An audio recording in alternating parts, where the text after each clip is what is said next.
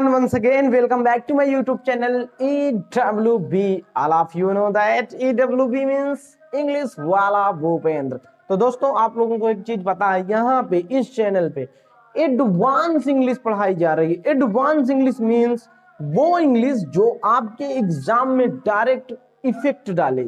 यानी ये नहीं कि मैं आपको नाउन पढ़ाऊं, उसकी डिफिनेशन बताऊं, फिर उसके 5 प्रकार बताऊं, उन 5 प्रकारों की डिफिनेशन बताऊं, ऐसे करते करते मैं आप लोगों का समय वेस्ट करूं। नो, हम यहाँ पे डायरेक्ट आते हैं सेंटेंस पे, वर्ड पे, और उनको दिखाते हैं कि एज ए ग्रामर कैसे यूज हुए हैं। देखो, एक फियर साइकोलॉजी बैठाई गई है कि जब तक आप ग्रामर नहीं जानोगे आपको इंग्लिश नहीं आएगी। तो मैं आपसे बोल रहा हूं कि हिंदी आप लोगों को अच्छी आती है, आपकी मातृभाषा आपको अच्छी आती है, तो आप उसमें कितना ग्रामर जानते हो, इस बात को सोचो। देखो, इंग्लिश और ग्रामर दोनों अलग अलग चीजें हैं। इंग्लिश को देखो ना यार, कभी आपने देखा होगा कुछ ऐसे टूरिस्ट प्लेस हैं जहां पे एक रिक्शे वाला भी इंग्लिश बोलता है, तो क्या उसको ग्रामर पता होगी? ऐसा कुछ नहीं है। उसने इंग्लिश सीखना प्रैक्टिस की चीज है, आप प्रैक्टिस करिए, इंग्लिश आपको आने लगेगी। लेकिन ग्रामर उसका एक टेक्निकल पार्ट है। ग्रामर इसलिए हमको सीखना है क्योंकि हमसे कुछ क्वेश्चंस पूछता है एग्जाम में हमारे, उन क्वेश्चन को सॉल्व करने के लिए हमें ग्रामर पढ़ना होता है, और ग्रामर एक टेक्निकल पार्ट है।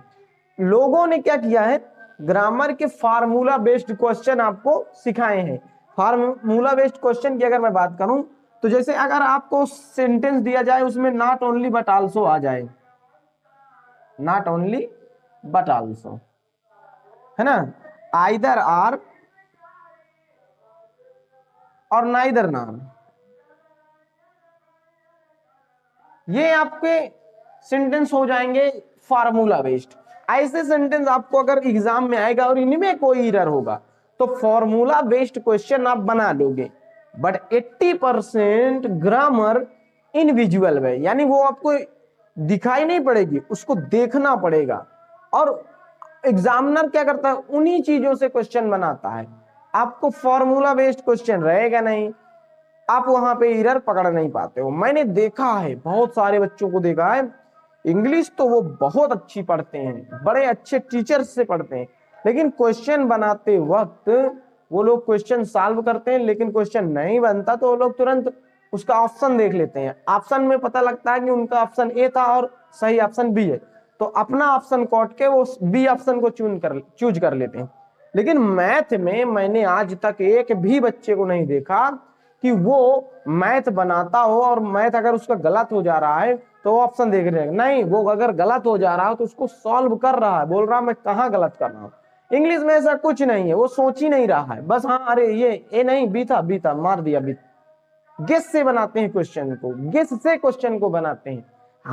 हम मैंने देखा है, देखो हमें पढ़ाया गया है। अगर मैं छोटी सी एक बात आपके सामने बोलूं और आपको यहीं से आइडिया लग जाना चाहिए कि मैं क्या बता सकता हूं आपको। छोटी सी बात यह है, हमें पढ़ाया गया है sentence is meaningful collection of words. देखो, अगर मैं यहाँ पे सेंटेंस की डिफिनेशन लूं, आपको बताया गया है कि sentence is meaningful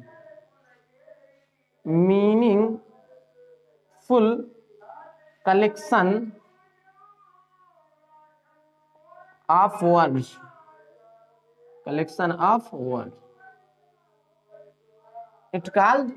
it called sentence। यही है ना डिफिनेशन आपकी। आज भी आपके लेवल पे, आप ग्रेजुएट लेवल पे इंग्लिश पढ़ रहे हो, डिफिनेशन यहीं पे है ना आपकी, sentence is meaningful collection of words, it called sentence. अगर इस डिफिनेशन को पकड़ के, इस डिफिनेशन को चिपका के मैं तुम लोगों को एक क्वेश्चन दूं, एक क्वेश्चन आपके सामने, एक सेंटेंस है, इन रिस्पेक्ट ऑफ फार्मर्स। दोस्तों आप देखें, यहाँ पे आपके सामने मैंने एक सेंटेंस दिया है, सेंटेंस है in respect of the farmers protests for over 1 year the government realizing its harmful effect in the elections taken a step to call the 3 controversial laws, taken step to call back the 3 controversial laws. ये आपके सामने मैंने एक sentence दिया है, ध्यान रखना मैं क्या बताना चाह रहा हूं। हमको ग्रेजुएट लेवल पे बताया गया है सेंटेंस की definition, sentence is meaningful collection of words. अब देखो हमें बताया जाता है वर्ब का मतलब क्रिया होता है। देखो इंग्लिश को हिंदी से पता है और किन लोगों ने जोड़ा है, इंग्लिश को हिंदी आके हमारे हिंदी वाले ग्रामरियन ने जोड़ा है। उन्होंने ये नहीं, उन्होंने गलती ये कर दी कि इंग्लिश का उन्होंने हिंदी कर दिया है, लेकिन इंग्लिश का कोई हिंदी इक्विवेलेंट नहीं होता है।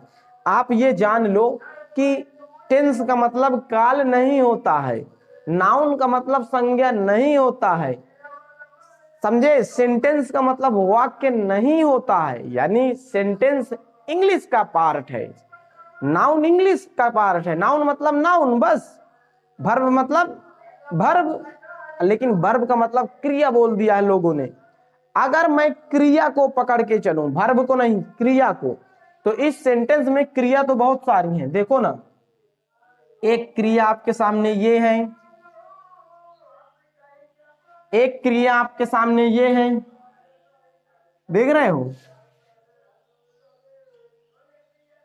टू कॉल, यहां पे एक क्रिया आपके सामने ये है। आप देखोगे तो इस सेंटेंस में आपके सामने ये क्रियाएं लगी हुई हैं, बट अगर मैं आपसे पूछूं ये जो क्रिया लगी हुई हैं क्या ये सेंटेंस का निर्माण कर सकती हैं? आपके इस सेंटेंस के अकॉर्डिंग बोल रहा sentence is meaningful collection of word. Collection का मतलब एक वर्ड नहीं, कई सारे वर्ड, तो कलेक्शन ऑफ वर्ड हैं।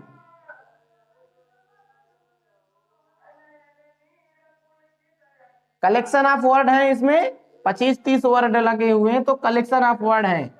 अगर ध्यान से देखोगे तो ये मीनिंगफुल भी है, ध्यान से देखोगे तो ये मीनिंगफुल है। In respect of the farmers protest, भाई मुझे इसकी मीनिंग बिल्कुल क्लियर समझ में आ रही है, मैं ये नहीं बोल सकता कि इसकी मीनिंग समझ में नहीं आ रही है। अगर मैं आपसे यहां एक सेंटेंस दूं, राम गोइंग टू मार्केट, तो एक बात मुझे बताओ, क्या इसकी मीनिंग तुम्हें समझ में नहीं आ रही? इस सेंटेंस की झूठ मत बोलना, इस सेंटेंस की मीनिंग समझ में आ रही है ना? राम गोइंग टू मार्केट की मीनिंग समझ में आ रही है भाई। अगर मैं इसमें इज लगा दूं तो ये इज लगाने से क्या इसकी मीनिंग बदली?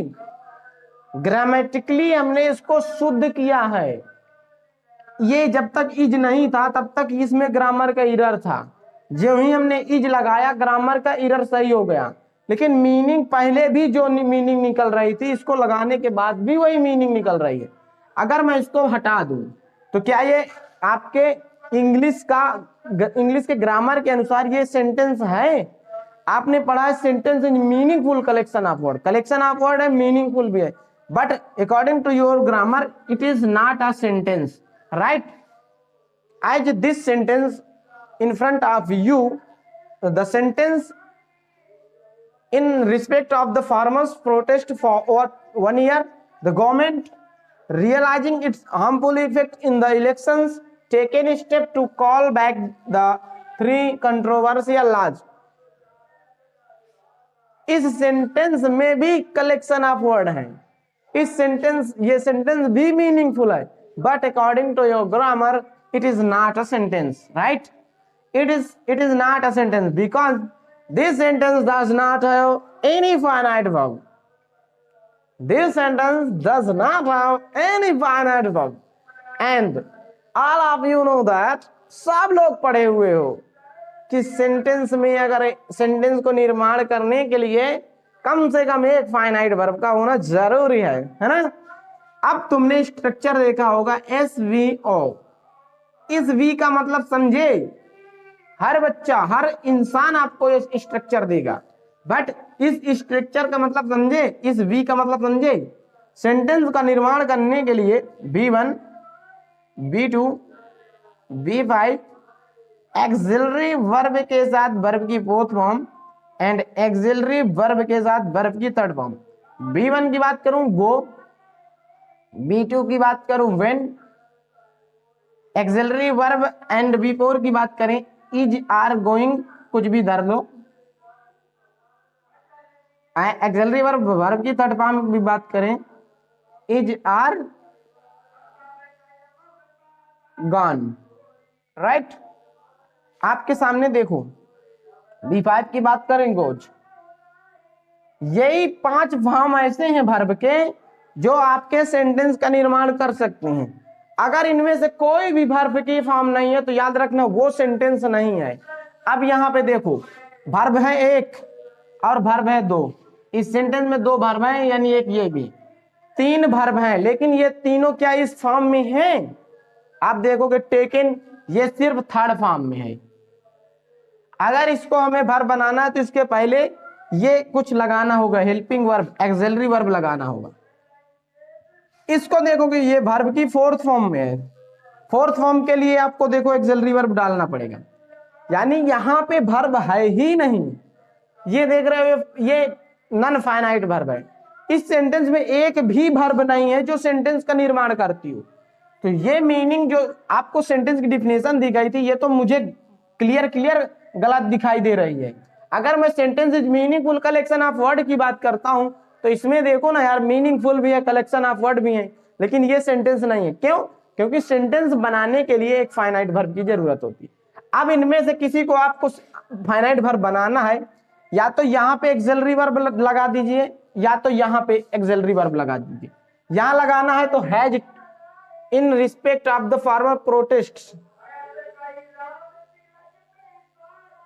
और 1 ईयर द गवर्नमेंट, यानी हैज टेकन करना होगा। अगर यहां लगाते हो इसको फाइनाइट बनाना तो हैज या हैव कुछ भी करना होगा। हैज टेकन यहां करोगे तो इज या इज रियलाइजिंग, यहाँ पे इज रियलाइजिंग, यहाँ पे हैज टेकन, दोनों में से कहीं कर सकते हो तब ये सेंटेंस होगा। तो आप थोड़ा सा अपना दिमाग खोलो, अगर पढ़ रहे हो तो चीजों को पहले समझो। लोगों ने आपको वर्ब के बारे में बताया है, अभी कंसेप्ट है non finite verb and finite verb का जो मुझे टेकअप करना है। यार आप न्यूज़पेपर पढ़ने के लिए इंसिस्ट किया जाता है आपको कि न्यूज़पेपर पढ़ो, या मैं आपसे पूछता हूँ डॉक्टर के पास जाते हो, बुखार होता है, वो दवा देता है ना, बोलता है ले दवा खाओ तुरंत सही हो जाएगा। कभी वो उसने ऐसे बोला है कि लो दवा 1-2 साल खाते रहो, खाते खाते ठीक हो जाएगा बुखार? नहीं, आपने दवा ली, सुबह तुरंत गए खाया, तुरंत 10 मिनट में आराम मिलता है। तो इंग्लिश भी वैसी है, जो भी पढ़ाए अगर वो पढ़ा रहा इफेक्टिव इंग्लिश पढ़ा रहा तो उसको तुरंत आपके सामने वो इंग्लिश इफेक्ट पढ़ना चाहिए, क्वेश्चंस बनने चाहिए। जो मेरे साथ होगा, मैं जो भी चैप्टर आपको पढ़ाऊंगा वो चैप्टर क्लियर पहले समझाऊंगा, इसके बाद उसके तुरंत बाद आपको क्वेश्चन दूंगा और क्वेश्चन लाइव आप सॉल्व करेंगे। जैसे मैंने बहुत सारी चीजें देखा है जो उल्टा पुल्टा पढ़ाई जाती है। ग्रामर पढ़ाया जाता है, पूरी ग्रामर पढ़ा दी जाती है। यार क्या पढ़ाते हैं आपको इंग्लिश में? सिर्फ ग्रामर ही तो पढ़ाते हैं, पार्ट ऑफ स्पीच ही तो पढ़ाते हैं। वो भी जब एग्जाम में हम क्वेश्चन बनाते हैं यार क्वेश्चन बनते ही नहीं है। आप खुद रियलाइज करो इस बात को, अगर मैं गलत बोल रहा हूँ कि पूरी ग्रामर पढ़ने के बाद भी क्वेश्चन नहीं बनता, उसका एक रीजन है, उस रीजन को हम बात करेंगे। मैं अगर एक सिंपल सी बात रखूं, अगर आप समझदार होंगे तो इस बात को जरूर समझेंगे। अगर मैं आपको बंदूक दे दूं, एक आर्मी मैन को गन दे दिया जाए और उस गन का यूज ना हो तो वो गन लेके कहीं भी टहले उसको लोग कूट के चले जाएंगे, दूसरे देश के लोग उसको कूट के चले जाएंगे। लेकिन अगर गन का यूज वो जानता है तो हिम्मत है भाई, किसी में हिम्मत है उसको कूट देने की। यानी आपको गन दिया गया है लेकिन उसका यूज नहीं पता, इंग्लिश पढ़ाई गई है उसका यूज नहीं पता। तो हम लोग यूसेज की बात करेंगे, हम लोग फालतू कोई भी बात नहीं करेंगे, यूसेज की बात करेंगे।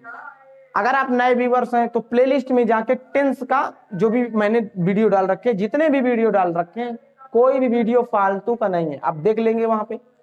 तो धीरे धीरे क्लासें आगे मिलती रहेंगी और हर एक टॉपिक की क्लास आपको मिलना है। तो आई होप कि आपको वीडियो अच्छा लगा होगा। अगर अच्छा लगा है तो एक बार सपोर्ट जरूर कर देना। तो मिलते हैं हम नेक्स्ट वीडियो में, तब तक के लिए जय हिंद।